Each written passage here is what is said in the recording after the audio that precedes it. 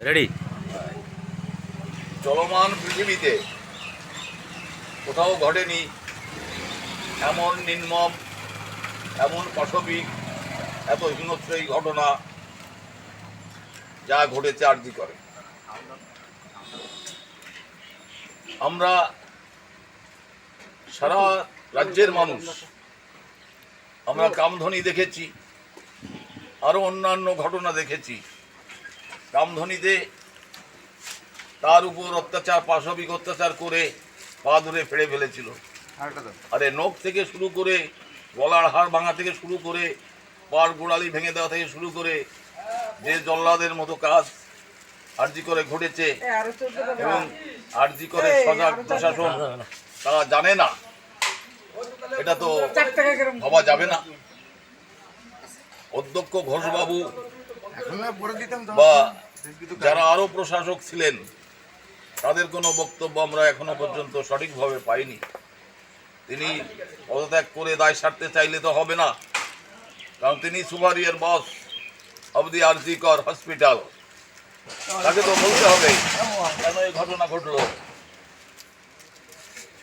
কিন্তু দেখা গেল তিনি চাকরি ছাড়লেন, তাকে পুরস্কার দেওয়া হলো। আমরা প্রথমত পশ্চিমবাংলার স্বাস্থ্যমন্ত্রী তথা মুখ্যমন্ত্রী এই মর্মম দুর্ঘটনার ক্ষেত্রে তিনি যে প্রতিক্রিয়া ব্যক্ত করেছিলেন, আমরা তাকে সাধুবাদ জানাই। কারণ আমার মনে হয় তারা এই প্রতিক্রিয়া যথার্থ মানবিক। কিন্তু 7-8 দিনের মধ্যেও পুলিশের সক্রিয়তার অভাব, এই রিগার্ডিং দিস কেস আমরা খুব অবাক হচ্ছি।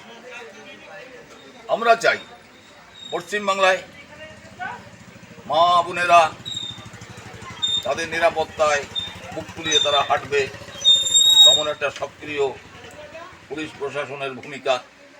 আমরা চাই মারা তাদের প্রতিবাদ করবে, তাদের কোনো ভয় থাকবে না।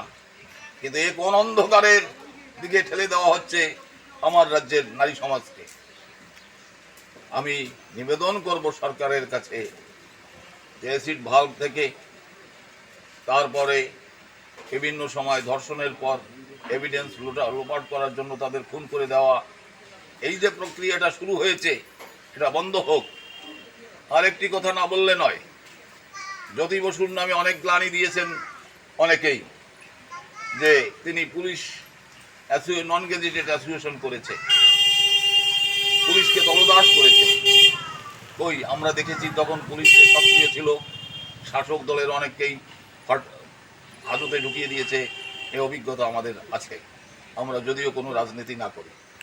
কিন্তু আজকে কি শুনছি আমরা, কেউ টেবিলের তলে চলে যাচ্ছেন, কেউ হতবাকভাবে অন্যায়ের বিরুদ্ধে প্রতিবাদ করতে চেয়েও করতে পারছেন না, কোথায় যেন একটা ভয়, অ্যারেস্ট করতে পারছেন না। এই জায়গা থেকে সরে আসতে হবে সবাইকে।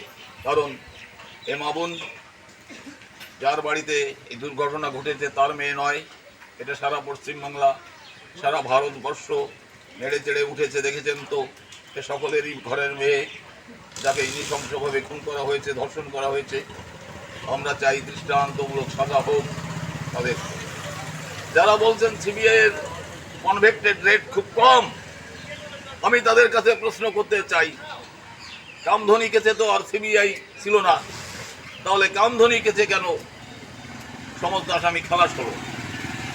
টিভির পর্দায় বসে অথবা কোনো দলের মুখপাত্র হিসেবে তখন কি বলেন কাগজে লিখে রাখবেন। আর একটি কথা, ইতিহাস কখনো ক্ষমা করে না। কালকে যে বিদ্যজনরা এই শাসকতার বিরুদ্ধে মিছিল করতে বেরিয়েছিলেন, ইতিহাসই তার প্রমাণ দিয়ে দিয়েছে। তাদের অনেক জায়গাতে গো ব্যাক বলেছেন। এই হচ্ছে ইতিহাসের শিক্ষা। পরিশেষে সরকারকে বলবো, মানুষের প্রত্যাশা আছে এই বর্তমান সরকারের মুখ্যমন্ত্রীর উপর, যে তিনি ন্যায় দেবেন। আমরাও ন্যায় চাই, সেই ন্যায়ের জন্য আমরা অপেক্ষা করছি।